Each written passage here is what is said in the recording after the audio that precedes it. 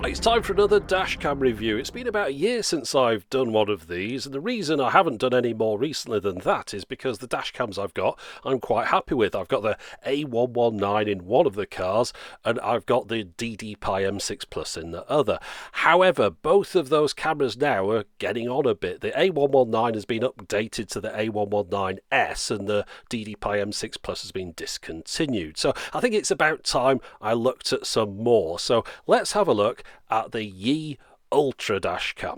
Now, if you're unfamiliar with the name Yi, they are quite a new company, but they've already got a great reputation for the quality of their products at a decent price, especially the Yi 4K action camera range. Back in February 2016, I tested the first dash camera that Yi introduced to the market, and that one went straight into my recommended list as a simple, easy-to-use camera with great video quality. Now, this one ups the specs a little bit when it comes to the video resolution, maxing out at 2688 by 1520 at 30 frames a second, but other than that the specs are quite simple. It doesn't have too many features on here, although it does have Wi-Fi, which is 802.11n. Now, by this point, dash cameras have developed a common set of features that aren't worth going through in every video. These are standard, pretty much. So if you're new to dash cameras, press pause, have a read through them on the screen. But yeah, I don't want to go through them in every video because it's a little bit like if I was reviewing cars and saying, well, this car's got headlights on the front, safety belts on the inside, a steering wheel, it's got a reverse gear. All those things are taken as read. So if any of these things are not on this camera, I will mention it, but we can assume they are. Now, first thing I want to say, use a decent memory card with any dash camera. I've recently started buying these high endurance memory cards. These are designed, so the manufacturers say, for use in security cameras and dash cameras and things. Much better to use something that's designed for the job rather than some cheap thing which is going to fail. I mean, you can cheap out if you want, but for the sake of a few quid, I think it's worth investing in the right thing. Now, let's have a look what's inside the box. Well, nice simple set of components here. We'll start off with this, which is a suction cup mount. It's a small one. As you can see, of course, suction cup means it's temporary. You can remove it from your vehicle. And this one is the opposite. This has got an adhesive pad on here, so once that's in there, it's staying in there. It is a little bit smaller than the suction cup one, though, so if you want a more discreet mounting option, that's the one to go for. Now, I like the way they've included one of these dual lighter USB adapter things, 12 or 24 volts to 5 volts, 2.4 amps or 1 amp output on there. Now, this little thing here, I'll let you have a think about what that is. Just a piece of plastic, but yeah, you probably can guess already, but I'll tell you in a moment. And then we've got this USB lead here, which is a nice right angle micro USB plug. It's 11.5 feet according to the instructions. And then it actually came with a memory card as well, 16 gigabytes. So it gets you up and running, but really you want a bigger card than that in your dash cam. The camera itself feels well constructed. It's good quality, solid plastic, no rattles or creaks. Below the 2.4-inch screen, there's 4 buttons, microphone hole on the left, 2 LEDs at the top, screw mount in the top middle next to ventilation holes, vent holes on the bottom as well. The lens seems to have a notch there, perhaps to hold a filter onto it. And then on this side from the top, we've got the micro USB reset hole and then micro SD card slots at the bottom. Nothing really to see on that side. Now, the documentation that comes with it tells us we've got a 2-year warranty, which is nice to know. We've got this card here which gives us access to various other things to do with Yi technology, links and things. And then the instructions in 5 languages, very clear, easy to understand. A great camera really for a beginner, this one, because it talks you through the whole process, even goes as far as telling you how to mount the camera in your car and where to route the wire around the edge. And that brings us on to the plastic, which is, if you hadn't guessed, for helping you route the wire. You push it into the rubber parts around the edge of your window so you can leave them out and put the wire underneath for a nice tidy finish. Right, the micro SD card, I'm going to use my 64 gig one here. Couldn't find anything in the specs about the maximum size the camera will support. So I use this 64 gig one and I've had no trouble, but I don't know. I suppose you can then use a 128 as well, but sometimes with cameras best just to stick with 32 gigs if it says so in the manual. Now, the first thing I'm doing is formatting the card. The next thing you have to do, well, you don't have to do it, it's entirely optional, is download the app for the phone. Now, it's available on iOS or Android. I already have this app on my phone from when I tested out that previous Yi dash camera. Now, the app is all geared up for that. It shows pictures of that dash cam, but it does work just as well with this one. It's just not purpose made for it. So put in the password, which is 1 through to 0 all the way across the keyboard. You can change that later for security if you want to, and you can see we've got a live feed here which would enable us to position the camera in the car. Now, use of that phone app is entirely optional. You can get into every setting you can do on the phone in the camera itself by going through the on-screen icons here, which are nice and clearly labelled. I'll just talk you around one of these things on here. I'll go into the settings in more detail later on. Voice command, you can turn that on or off. It's not that exciting. It enables you to do two things. You can start an emergency recording by either pressing a button on the camera or saying Yi begin recording, and you can take a photo still frame out of the video by saying Yi take photo. So let's try that now. Yi take photo. Yi begin recording. Now, after you've initiated an emergency recording, you get a 10-second bar going across the bottom of the screen. It appends that 10-second video to whatever file's being recorded at the moment and puts it into a separate place on the memory card so it doesn't get overwritten. It explains it in a bit more detail on screen there, but I wouldn't worry about it too much. If you press emergency or activate emergency recording, you're not going to lose the clip that's currently being recorded. Now, as far as those mounts go, you'll have noticed they attach to the camera with this screw thread at the top. And of course, once they're on there, that means it's not particularly easy to remove the camera. The suction cup one, you could take it off the windscreen, but you'd have to unplug the wire from it as well. So it's not a quick release mount. I'll show you what it looks like with the adhesive mount at the top, because that one does hang down from the window quite a bit. You see the whole length of it is quite long. The adhesive mount is a little bit shorter and neater than that one. So I would go with that if I was permanently mounting this in a car. I'd have to say if you were using it in a car, you're pretty much going to be keeping it in there. It's not something you're going to be taking out frequently. Okay, we'll circle back around to the settings and things later on, but for the moment let's look at some sample clips I've shot with the camera in a few different situations, and you can download some of these from the link in the video description, and if possible try playing them back in 4K to get the maximum quality out of them if your computer supports that, of course. Now, the first thing I'll say, the quality on this is excellent. I really hope it comes across on YouTube.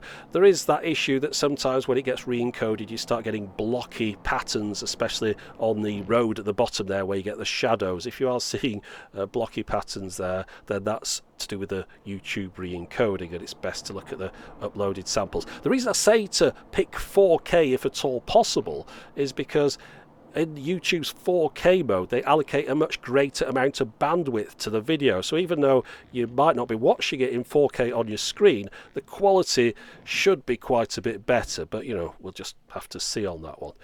But now, I want to point out something here. I've joined two clips together about halfway around this roundabout. I'm not entirely sure where. I think it's just as I go past this blue fence here on the right, there's two clips I've stitched together.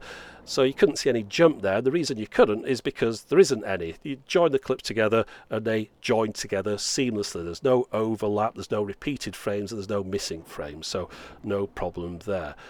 Incidentally, the camera records in 1 minute segments. That's a setting that's taken out of your hands. It's not in the options to change that, but I'm fine with that. It works. Why bother messing around with it?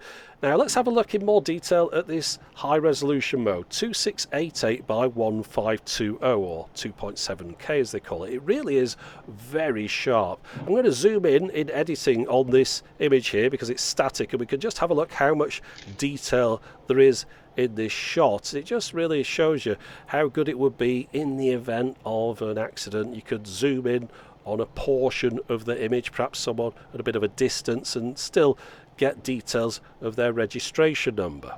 So that's the great thing about having a really high resolution dash camera. You're able to get details out of the image that you couldn't normally get with something that was a bit lower res. However, this camera does have other resolution settings, one of those being 1080p.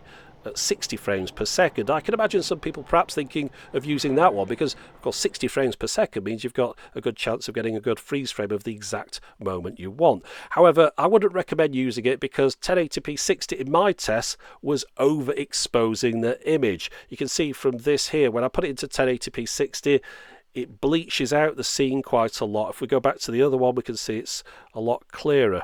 And if I put them side by side, you can see a quite noticeable difference. Now, you might think it's not that big a deal. Okay, the colours are a bit out, but at least I'm getting 60 frames per second. But the problem is, with this overexposing issue, we're losing detail in the image. Any things that are white are just blown out, so you lose information like the reg number, for example. This silver car in front, you can't even see the registration number until I get really close to it.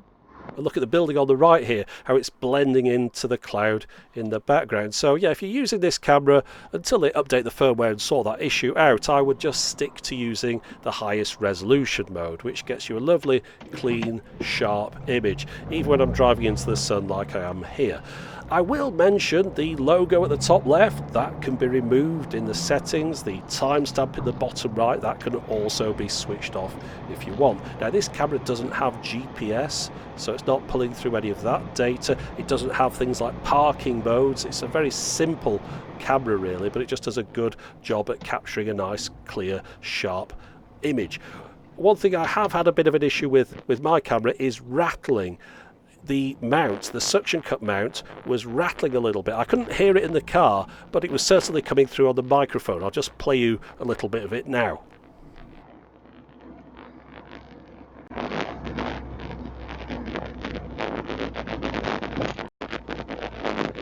Now, in the camera's defence, I'll say that this is a rattly, vibraty car with hard suspension, and it will make anything rattle if there's an issue.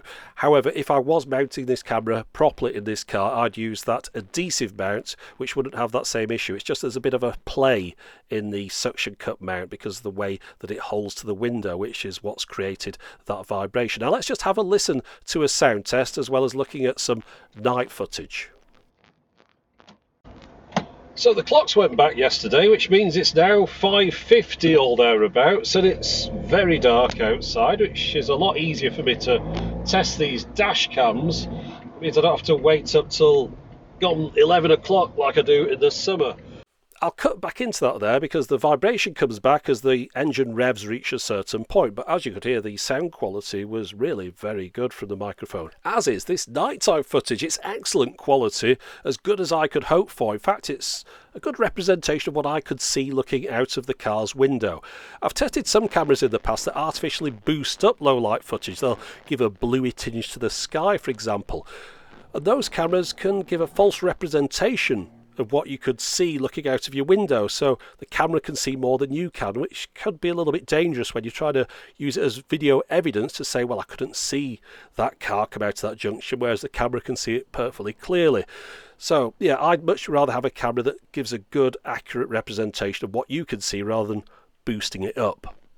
Now, as we saw earlier on, just like other dash cameras, this one has the ability to lock a file if it detects a collision or if you press the appropriate button on the camera itself. But it also has the ability for you to activate that feature using your voice, or at least that's the theory. I haven't had any success getting that to operate in a real scenario. When I'm inside the car, it seems like the noise inside the cabin must be too great for the camera to be able to detect my voice over the background hum. It's got a canvas roof in my car, so I can understand that on a motorway like this, but it also seems to have issues just driving along a normal road. It's not such a big deal because, just like every other camera, I can reach up and press the button. But I wanted to try and demonstrate the feature and I just couldn't get it working. If you have a car that has a nice quiet cabin, you might have more success than I did. But let's move away from these sample clips now and have a look at the application in a little bit more detail. The first thing I want to show you is how you go about downloading video clips from the camera itself. So once you've connected up over Wi-Fi, you go into the album, and after a few seconds it generates thumbnails of all the videos that you've captured. Now, next to some of those you'll see little icons. That's to indicate whether it's a photo or an emergency recording. But you can zoom in on a day in more detail, and then you can pick the clip that you want to play. Now, I'll start off with a photo here. This is one that I managed to get the camera to take using the voice commands because I was sat at traffic lights so it could hear me. And now when you download a photo, it really is just a still frame of video. It's the same resolution, so there isn't too much point in asking the camera to take a photo. You might as well just take a still frame out of the video. Now, the camera and the app work really well together. The camera itself has 802.11n Wi-Fi, which helps with the streaming performance, but in addition, the camera creates two video files. There's a full resolution one, and then there's a smaller one, which is the one that gets streamed to your phone. Now, of course, you can transfer those full resolution files across to your device over Wi-Fi. You just have to select the video file you're interested in, click the download button at the bottom in the middle there, and you remember the camera records its video in 1 minute segments. So you've got a minute here, and you can use the scrubber below the video there to select either the full minute or just the section out of that minute that you're interested in. And then once you've selected that, click the blue download button at the bottom and it will transfer that file across to your device. It's a system that works really well, and because you can just select the part of the video that you're interested in, the transfer speed, as you can see from the progress indicator at the bottom there, is pretty quick. So once you've got those video files transferred across to your smartphone, the world is your oyster. You can back them up to the cloud, you can send them off to someone, you can edit them. There's no need really to connect this camera up to a traditional desktop or laptop computer at any point. As long as you've got a smartphone, you can do everything that you need to. Right, now let's go through the settings on this camera, and there aren't many. It's quite a simple camera. It doesn't have a lot of features, but we'll start off with the resolution at the top. You can see the different options you've got on screen there, and of course the bottom one is the one that I recorded most of the video in, and I'd recommend that's the one you'd use if you got this camera. And then below there we've got adjust video distortion. I'll show you what that does. The 140 degree wide angle lens creates this fisheye effect. You can see things bending towards the edges of the image. So if you switch on that distortion correction, your image looks like this. Straightens things out a bit. It's not perfectly straight, but it's a lot better than it was. You do lose a tiny bit from the edges. If we go back, you'll see get a little bit more seen on the distorted version. So it's entirely down to you whether you choose that or you choose to switch on the distortion correction. But at least the option's there. I definitely prefer it switched on. And back to the settings, below there we've got audio on or off. Of course that's the microphone on the camera, and then the next one down is collision sensibility. It says it's sensitivity really, I suppose. We've got an option of low, medium or high for the collision detection, the G sensor. Notice there's no off option there, which is a bit of an issue in my car because it's got a hard suspension, and even when it's set to low it gets activated every now and then going over a pothole in the road. You'll hear it here. So that beep there was an emergency file being created and then saved in the emergency folder, and that's something that won't get deleted unless I reformat the card or delete the file manually. So I would have liked to have had an off option there. Most of these are self-explanatory. Moving down at the top there, turn the timestamp on or off. At the bottom right, turn the logo on or off. That's at the top left. Driving report is something that just shows on the screen briefly when you stop driving. It says how many times you've accelerated and decelerated and how long you were driving for. It's not really all that much use. And then voice command, of course, on or off, which wasn't working for me, but I left it on anyway. Moving down below the firmware version, we've got the Wi-Fi settings. That's where you'd put a password in that was specific to your device, and then we've got the auto screen off. That's how long the screen remains on after it starts recording. I have mine switch off after a minute so it's not distracting while I'm driving, and you can also adjust the brightness for the screen in this menu here. And then the next things are, again, self-explanatory, whether you want it to make a sound when it switches on or off, or whether you press the buttons, and then you can format the card at the bottom. And that's it. Those are all the things you can change. There's just one other thing I want to mention. The Wi-Fi in the camera can be switched off. I tend to have mine off unless I'm using it. The reason I mentioned that is some of these Wi-Fi cameras, the Wi-Fi is always on, which can be a problem for some people because they'll get into the car, their phone will connect up to the Wi-Fi automatically, and they'll lose internet connectivity on their phone. So important that you can switch it off. Now, I edit my videos on a Mac, and usually I just take the microSD card out of the camera, put it into my computer and import the video files into iMovie. On this occasion, the microSD card couldn't be read by Mac OS. Instead, I had to put it into my Windows computer where it could be read. I took the files off that way and then transferred them across. But it's just something to be aware of. If you've only got a Mac, then you're going to have problems getting those files off the microSD. But if you are able to read your microSD card, this is what's on there. You get one folder, and then inside there you get 3 additional folders, all clearly labelled. The bottom one, of course, are photos, or really freeze frames out of the video, activated when I said Yi take photo. As you can see there, being stopped to the light, so I was able to get it to respond to me. And then above there, we'll go to the top, the emergency folder. Those are the files that were created either when I pressed the button, I spoke the command Yi start recording, or as in the case of this clip here that you saw earlier on, I drove over a big enough bump in the road to set off that collision detection. And as you can see, you get a bit of build up to the event on here as well. Moving into the main folder, movie, that's where all your standard video files are stored, all 1-minute MP4 clips. You get 2 different versions, the full resolution version that you can see here, and then you also get that thumbnail sized video as well, which is the one that's streamed to the smartphone application. Now, the file sizes for those 1-minute clips don't vary, which tells me that the camera uses a fixed bit rate, and examining one of those files tells me the bit rate is 22.4 megabits a second, which is a healthy amount, and it ensures the video files don't suffer from any kind of blocking or mosaic patterns.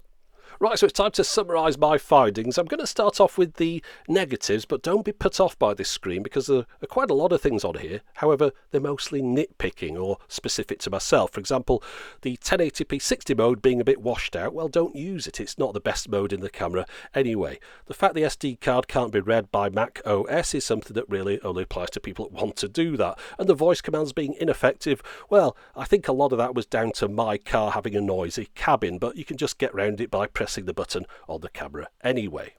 The next 3 are really about the mount. The camera rattled in the mount in my car. Again, I think that's pretty much specific to my vehicle. The mount not being quick release won't be a problem to a lot of people. It's just something I thought I'd mention. And the fact the camera doesn't hide away very well, it does hang down quite a bit, is again something that not everyone's going to be worried about. The fact that I couldn't completely deactivate the collision detection was a bit of an annoyance, and that is something that might apply to quite a few people. And parking modes using motion activation or time-lapse video have become more common in dash cameras recently, but this one doesn't have that feature, and also I haven't found a CPL filter for it yet, although perhaps they do plan to bring one of those out because there's that notch underneath the lens which looks like it would hold a filter on the front of it. And finally, it's a battery-based camera. Not everyone likes that. Quite a lot of people prefer ones that just run off a capacitor for reliability's sake. I think it'll have the battery because of the Wi-Fi features. I tend to see that Wi-Fi cameras also have batteries rather than capacitors. But if I take everything out of this list that your average chap in the street wouldn't really be all that bothered about, I'm just left with one thing: the inability to deactivate the collision detection, which is something that could be fixed with a firmware update. Okay, moving across to the positives, and the headline feature has got to be the video quality. Super clear, sharp video, day or night. It's perhaps the best video I've seen coming out of a dash camera, and it's helped, of course, by the fact the camera automatically removes the fisheye distortion from the 140-degree wide-angle lens.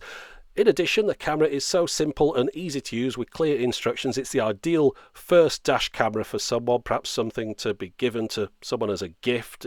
You can't really go wrong with it. And of course, I mentioned we've got this 2-year warranty on top.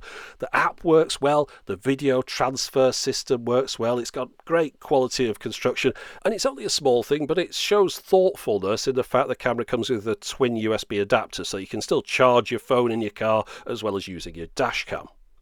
So there you go, that was my first dashcam review for a year, and I wanted to test this one out in particular because of the high quality video mode, and I've got to say it didn't disappoint. So the Yi Ultra dashcam is going straight into my recommended dashcams list. If you want to get hold of one of these, I'll have links in the video description. But that's it for the moment. As always, thanks for watching.